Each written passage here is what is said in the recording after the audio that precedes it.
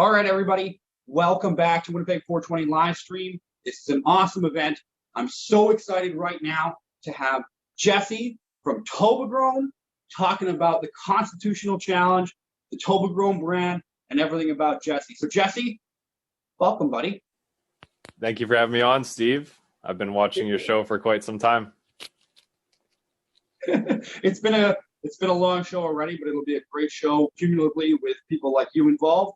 So I appreciate you being here, man. There's a lot of opportunity to really educate the people out there in the cannabis community regarding what you're doing, why you're doing it, and what we hope to get out of the end of it with this constitutional challenge, man. So I want you to give our audience maybe a chance to hear about Jesse, who you are, what you're doing, and maybe learn a little bit about the challenge and how we can be a little bit more active in our own regions or provinces regarding whatever we need to do to fight the cannabis legalization right now and make it better for all of us in turn. So, but right before we get to that, though, why don't we medicate a little bit? It's 420, time to medicate. I've got some Blue Dream in here. What do you got, Jesse? I have a Lumapod. I'm smoking. Ooh. My fiance doesn't like the smell of cannabis inside, so I use oil pens inside and all my flowers outside. Excellent. Accommodations in a marriage, man. That's like the best thing to do. Absolutely. Right. So enjoy your bowl there. You too, brother.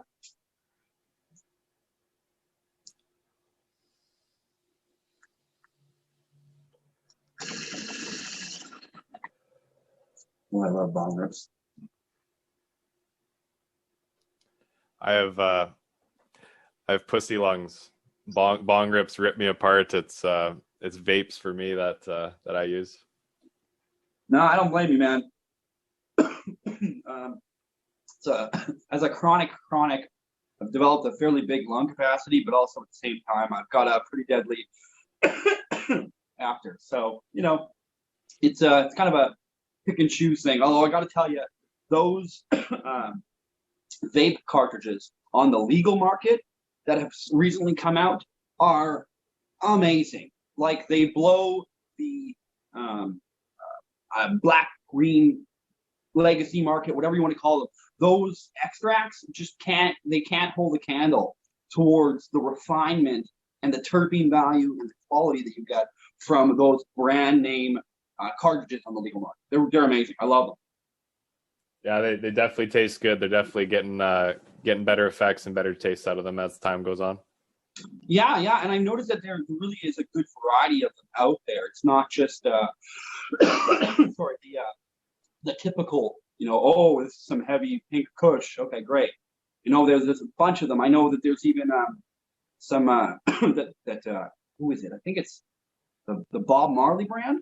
I think they're coming out with a new line of sativas just upcoming. So that's going to be all I'm saying is just the variety is so diverse that if you find something out there that you like, chances are you'll find it and you'll be able to keep finding it, which is one of the downsides of some of the black market stuff, is that some things aren't always there. So it's like a liquor store if you think about it. There's so much variety, and when you walk in there, you're hoping your favorite brand of rum is sitting on the shelf. But if not, there's a bunch of extra brands that you can pick from. Right, a comparable second or third. Well, to answer your question, my name's Jesse. I turned 29 this weekend. We're pre-recording this because, appreciate you letting me do that because I got a busy 420 myself. And I hear you, bro. This challenge has been going on since August 2020. At least that's when it started in the legal standpoint. I started my heavy research back in April 2020, building arguments, ensuring I had legal standing. And where we're currently at today is the government, after extending their review time on our affidavits, have decided they're not putting their own affidavits in rebuttal, which really shocked me. And they are currently undecided if they're even going to cross-examine me or the experts that have come forward. So it's kind of feeling like they're sleeping a little bit. Now, do you feel that the status that they're in right now regarding the legal abilities for them to cross-examine you, do you feel like that hurdle that they're not challenging or they're even confronting right now is based on a legal decision, or do you think it's just based on bureaucracy? Because I know that sometimes the government works really slowly, even when they should be working a lot faster. Or do you think that this is a tactic where they might just be allowing maybe to drag out as long as they can and then all of a sudden just cave? I think it's a hybrid of the last thing you said. So dragging it out as long as they can. If you think about it, every 3 or 4 months that pass, that's a full harvest that people have to go to the dispensaries to get, as opposed to having it in their house. And another thing that I believe, and again, this is just my opinion, they're focusing on their argument on, can we legally make this ban? So all of Jesse Lavoie's flashy evidence from the doctors and executives at cannabis companies, that really doesn't matter, because it's going to come down to can we make this ban or not? That's what I believe their thinking is. So that's my answer. Yeah. Yeah. No. I mean, to speak on your evidence, the evidence that you've presented is great. It's actually outstanding compared to the doctors that you have representing for the different states, I guess, of the need for this change. Also, just the patience, the necessity for it, the monetary factors, the cultivation factors, like time frame. So there's all these really good evidence-based points that you're making to the government. And I got to tell you, as much as you're making them, I really think you're right. The government could really, they don't care, because they really, I mean, in all previous aspects, in court challenges and cases regarding the Constitution, home growing of cannabis, cultivation of cannabis, whatever the case might have been, processing of cannabis in the Owen Smith decision regarding cookies, there's always been a propensity for the government to basically thumb their nose at everything that we give them as evidence, and then come up with their own, usually based in an ideological basis rather than facts or like evidence, which is, it doesn't surprise me that we live in a PC government where this would take a while. I'm assuming if we had other people in power, maybe you could touch on that regarding what you're doing at 420, maybe we would have a different story. No, I fully agree. And yeah, if someone else was in power, you're right. They'd probably want to drop this case pretty quick, because it's a waste of tax dollars. It's a bad look. Everyone else in the cannabis industry around Canada who can grow their federal 4 are looking at Manitoba at like, okay, what's the deal here? Why would you get a $2,500 fine for doing something that's federally legal? But on the other standpoint, Pallister government has so much bad press right now that like, what's the point of folding? It's like, yeah, that'll make us look good on that one little thing, but there's so many other things we're not looking too good on right now. So I don't think they'll fold. You think maybe they would take that one little nugget of prosperity and say, maybe if we gave into this, people would like us a little bit. You'd think maybe they would take that olive branch at the opportunity they have now with dwindling poll numbers. But I mean, again, you think politics makes sense sometimes, but it doesn't usually. I kind of wish they would, if they were going to fold, a lot earlier, because now not only do I believe we have a very strong case with strong backing, but now I'm obsessed with getting in there and beating them. So I would hate for them now to pack up shop now and flip it. Obviously, that'd be great for the community, but I guess that's just my personal Yeah, well, no, for sure. And I mean, honestly, it makes as much as it's nice to win those battles against the government, it would be nice if they just caved, because it does make sense. It makes monetary sense, social responsibility sense, health. It makes sense all around. And when you've already got the evidence that you're presenting, basically is more refined evidence that was presented in both the Owen Smith decision and the Allard decision, which guaranteed extraction regarding medical rights and the growing of cannabis for medical people. So those all transfer in legal rights regarding like the arguments regarding like mold and fire, all that kind of stuff, theft. These are all things that were already shut down.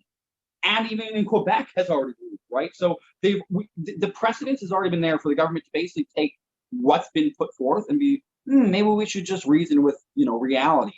But again, it doesn't seem like they're doing that, which is, it is like you've mentioned, it is a black eye. It is a sore spot on the cannabis community as a whole when they look at Manitoba and go, well, why don't they have it? And another thing, if they beat me, it sets a precedent for them as well. So they can Yeah, so we can take something that's federally legal and ban it if we want, or do whatever we want, because look what happened when we beat Jesse Lavoie. There's precedent there. yeah, So, and I honestly, like, I really don't think that they would ever win. I mean, there's not enough legal standing or precedence to do something like this when it goes against federal law.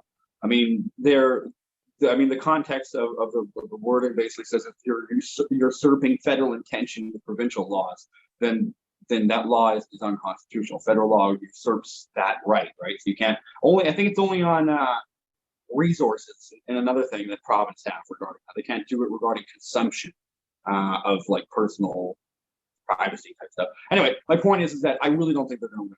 And if they somehow, well, no, we're not even talking because they're not going to win. They're going to kick their ass, and we're going to be able to grow plants in this province. I also think it makes sense because with more people having access to these 4 plants, not only is there like a mental health aspect of it regarding horticulture and like a stable sense of being, but you have an ability for more people to have access, even if they don't want to purchase it, which then eliminates another draw for the necessity for the black market to keep thriving, right? So it's another kind of notch in their belt regarding their social responsibility, if you think about it.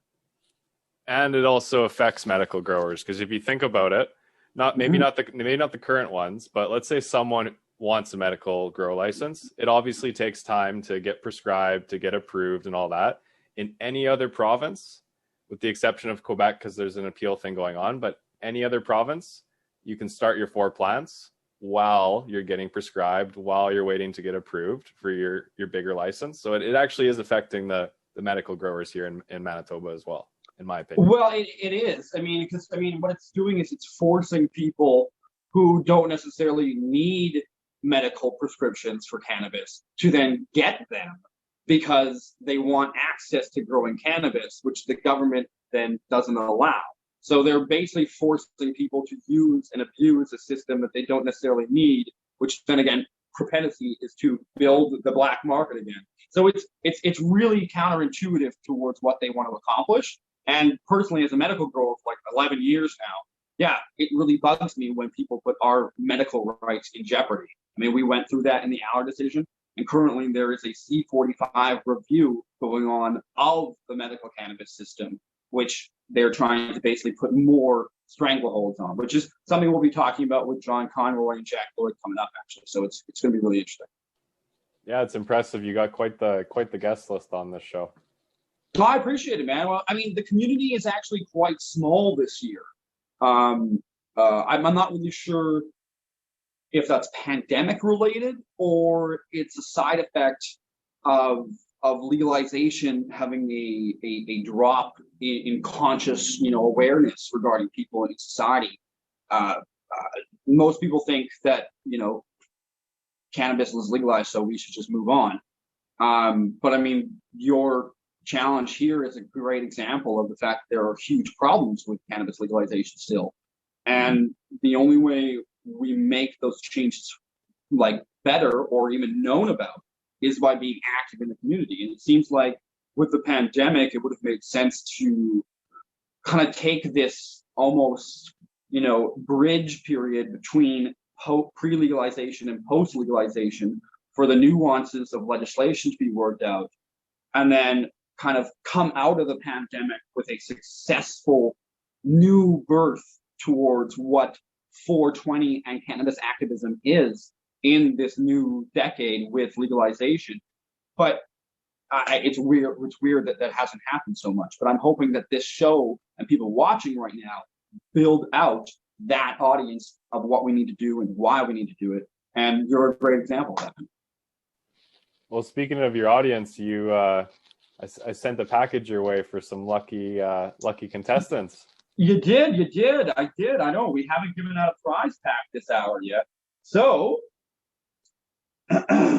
everybody, just gonna grab it here. How'd you like that for a segue?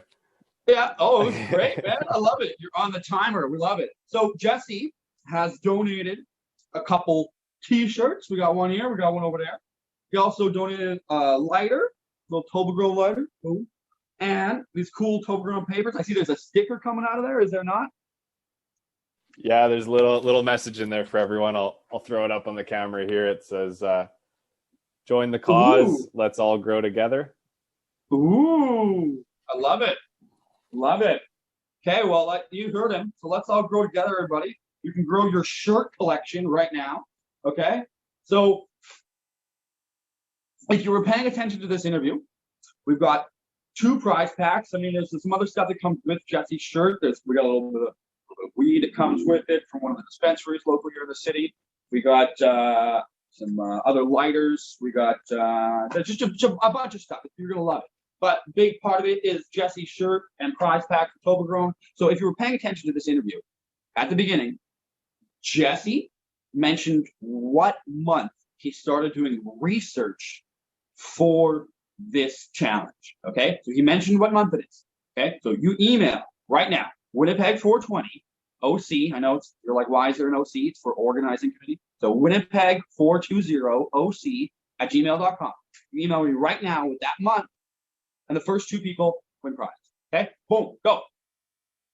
You going? Go. Okay, good. All right, everybody. This has been fun. Jesse, how you doing? How you feeling? We smoked a little. How you doing? Oh, I'm feeling great. Feeling great. I'm excited for your 420. I'll. You mind if I let people know what I'm doing right now? Because we are pre-recording this, and I was just just gonna say, why don't we segue into what you're doing right now, what you're doing next year, man? Perfect. So today is 420. We're filming this about a week early because I'm going to be going to across Winnipeg, Portage, Brandon, Selkirk, and into Neepawa to visit every dispensary, every head shop, and every grow shop who's already agreed to let me come to get the TobaGrown flag signed. And the whole point of that is adhering to COVID-19 regulations, but also doing something to get the community involved, just like you're doing here with your online show. But, going out there, getting people to write a message. And then at 4:20 p.m. today on 420, I'll be meeting the leaders of the opposition government to take a picture with the flag. And hopefully that sends a very clear message to Mr. Pallister and his whoever else is on his side for this ban to drop it. And I want to put as much public pressure as possible because that's very important. We could walk in there and have a cannabis hating judge. So having a whole bunch of public pressure and people who want this ban to be dropped, that will definitely help our case. So spread the word, everyone.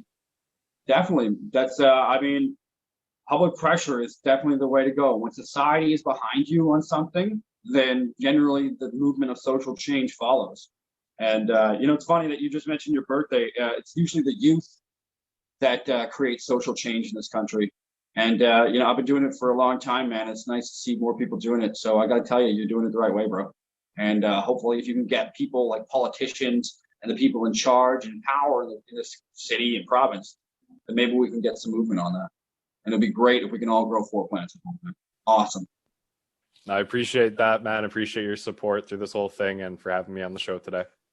Yeah, no problem, man. This is the whole point, is that community builds itself, right? But community has to stick together, right? We're kind of like the mortar between bricks, right? That's community, right? I got one brick, you're another brick, and the community that we build together is that mortar, bro. And as long as we keep building that community, we can build whatever we need to, man, to survive. No, I agree. Well, you like that one? I like that one.